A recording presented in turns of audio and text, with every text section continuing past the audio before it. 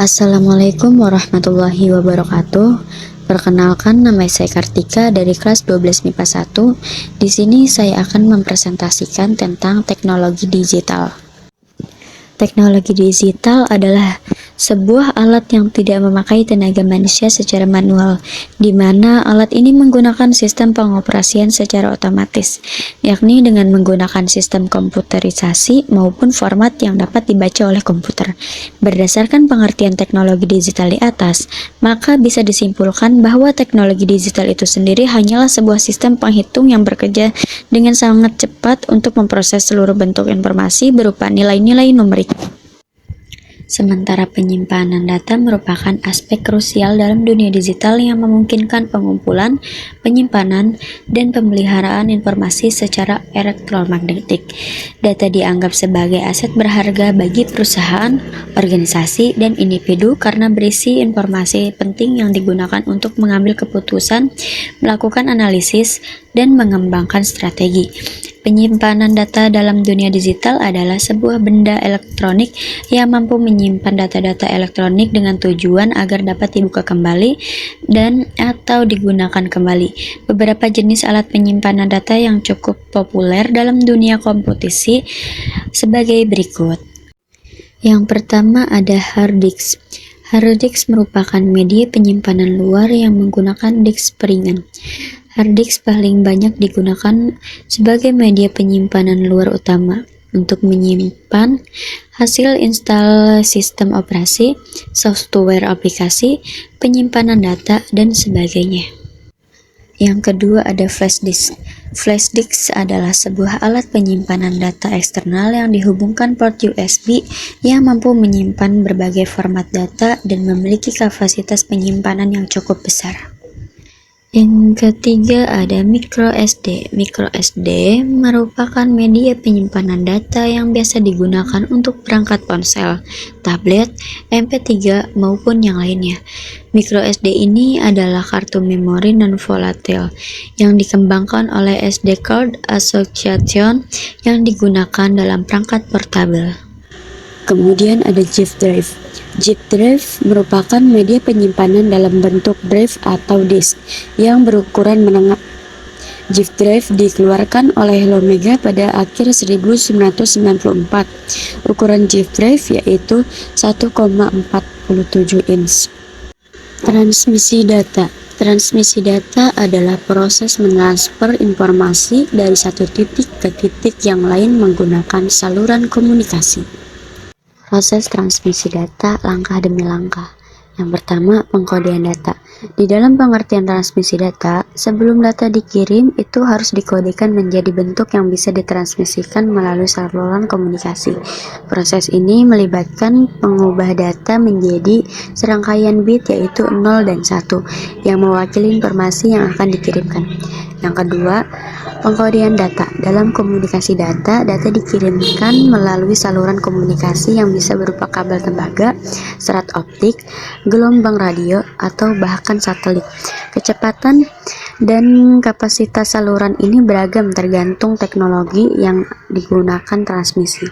Yang ketiga, penerimaan data. Setelah data mencapai tujuan, proses penerimaan dimulai. Data harus kembali disalurkan komunikasi dan diubah kembali ke bentuk aslinya melalui proses decoding. Media transmisi data. Untuk melakukan transmisi data diperlukan suatu media. Media ini sendiri memiliki beberapa macam seperti bus, kabel yang biasa terdapat pada perangkat internal komputer. Sedangkan untuk eksternal komputer dalam transmisi data dapat menggunakan kabel eksternal, wired, serta Wi-Fi. B. Jalur transmisi data. Jalur transmisi data adalah bagaimana suatu alat dapat mengirimkan informasi dengan peralatan lainnya. Jalur transmisi data ini terbagi atas 3, yaitu yang pertama, multicast adalah suatu proses komunikasi yang terjadi melalui saluran alat dengan alat lainnya. Yang kedua, broadcast adalah proses pengiriman data atau informasi dari satu alat ke alat lainnya. Yang ketiga, unicast merupakan kontak informasi yang terjadi pada suatu alat dengan suatu alat yang lainnya. C. Konfigurasi jalur transmisi data. konfigurasi jalur transmisi data. Dalam hal ini, konfigurasi tersebut dibedakan menjadi dua macam, yaitu yang pertama ada point-to-point. Konfigurasi point-to-point biasanya digunakan pada beberapa peralatan komputer seperti printer yang terhubung langsung dengan bits atau komputer. Yang kedua, point-to-multipoint, di mana pada satu alat media dapat terhubung dengan beberapa alat lainnya. Fungsi dan cara kerja jaringan komputer. Jaringan komputer adalah jaringan yang memungkinkan antar kelompok untuk saling berkomunikasi dengan bertukar data, perangkat lunak komputer sampai dengan aplikasi. Dengan adanya jaringan komputer ini, menjadikan penggunanya bisa berinteraksi atau berkomunikasi dengan pengguna lain. Yang pertama ada Local Area Network atau LAN. LAN merupakan jaringan yang menghubungkan beberapa komputer dalam jarak yang biasanya berdekatan dan menggunakan kabel sebagai saluran utamanya. LAN umum diterapkan untuk menghubungkan banyak komputer di satu lokasi, misalnya untuk menghubungkan beberapa perangkat ke satu komputer, server, printer, atau sumber daya lainnya di sebuah rumah atau kantor. Yang kedua, Metropolitan Area Network atau MAN.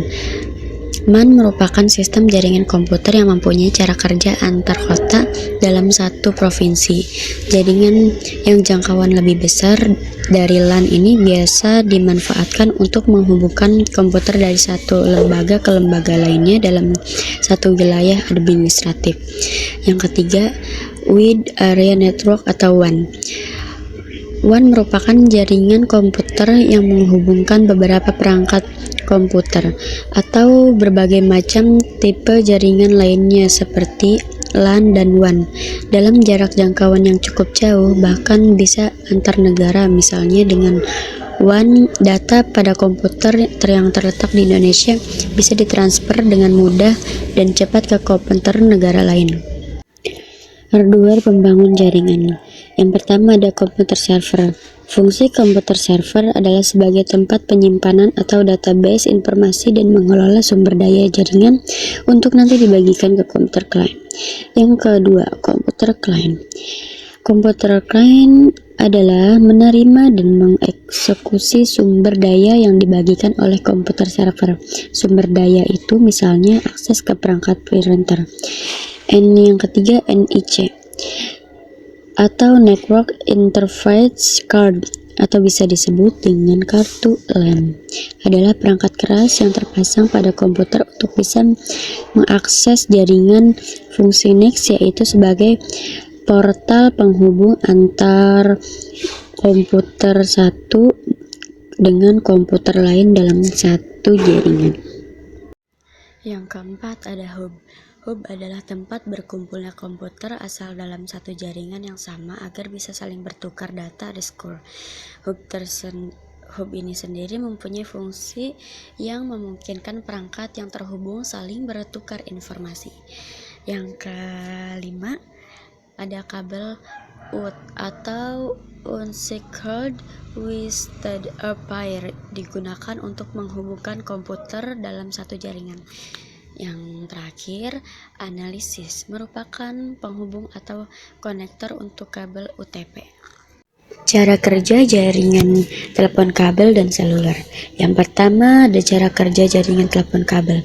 Telepon kabel menggunakan sistem wireline sehingga membutuhkan kabel supaya dapat berfungsi. Cara kerja telepon kabel antara lain: yang pertama, suara dari pengirim diterima oleh alat yang disebut mikrofon. Yang kedua, mikrofon mengubah gelombang suara menjadi sinyal listrik dan kemudian disalurkan oleh perangkat telepon. Yang ketiga, sinyal tersebut dapat disalurkan melalui kabel ke pusat telekomunikasi. Yang keempat, dari pusat telekomunikasi, sinyal tersebut diteruskan kepada penerima. Yang kelima, sistem sampai ke penerima, maka sinyal tersebut diubah lagi menjadi gelombang suara oleh alat yang disebut speaker. Yang kedua ada cara kerja jaringan telepon seluler. Telepon seluler menggunakan sistem wireless. Pengirim dan penerima harus tercukup BTS atau Base Transfer Stasiun BTS adalah peralatan yang memfasilitasi komunikasi secara wireless antara pengguna telepon seluler. Cara kerja jaringan telepon seluler sebagai berikut. Yang pertama, suara dari pengirim diterima oleh alat yang disebut mikrofon. Yang kedua, mikrofon mengubah gelombang suara menjadi sinyal listrik dan kemudian dipancarkan oleh ponsel ke BTS terdekat. Yang ketiga, sinyal tersebut diterima oleh BTS dan sinyal tersebut diteruskan ke pusat telekomunikasi. Yang keempat, dari pusat telekomunikasi sinyal diteruskan kepada BTS yang terdekat, kemudian diturunkan ke si penerima. Yang kelima, setelah sampai kepada penerima, maka sinyal tersebut diubah menjadi gelombang suara oleh alat yang disebut speaker. Contoh soal. Yang pertama, perbedaan transmisi data yang dikirimkan secara analog dengan dikirim secara digital terletak pada. Jawabannya adalah B. Media transmisinya. Pembahasan soal perbedaan transmisi data yang dikirim secara analog dengan yang secara digital terletak pada media transmisinya. Pada transmisi analog, dia menggunakan media gelombang pembawa, sedangkan pada transmisi digital menggunakan sinyal digital dalam bentuk angka-angka biner 1 dan 0. Yang kedua, salah satu komponen pokok penyusun hard disk yang berfungsi untuk melindungi bagian dalam hard disk agar tidak terkena debu, kelembapan, dan hal lain yang dapat mengakibatkan kerusakan pada data adalah. Jawabannya yang benar adalah B, yaitu enclosure. Pembahasan soal. Enclosure adalah lapisan luar pembungkus hard disk.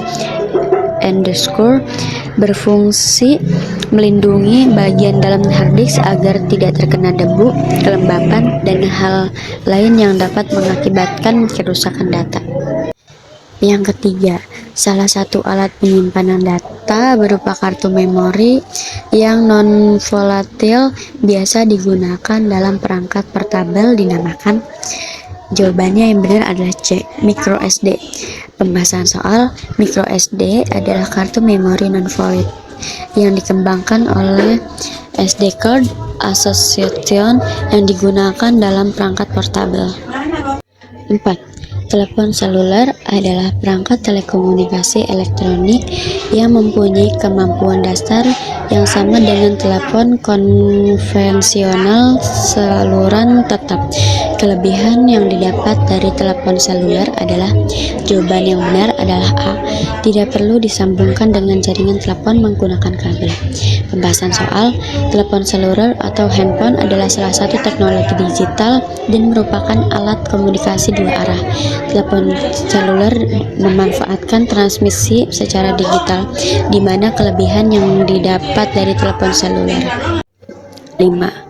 Uang elektronik adalah salah satu bentuk teknologi digital karena melalui teknologi tersebut keberadaan uang fisik dapat digantikan dengan kartu dalam bentuk digital.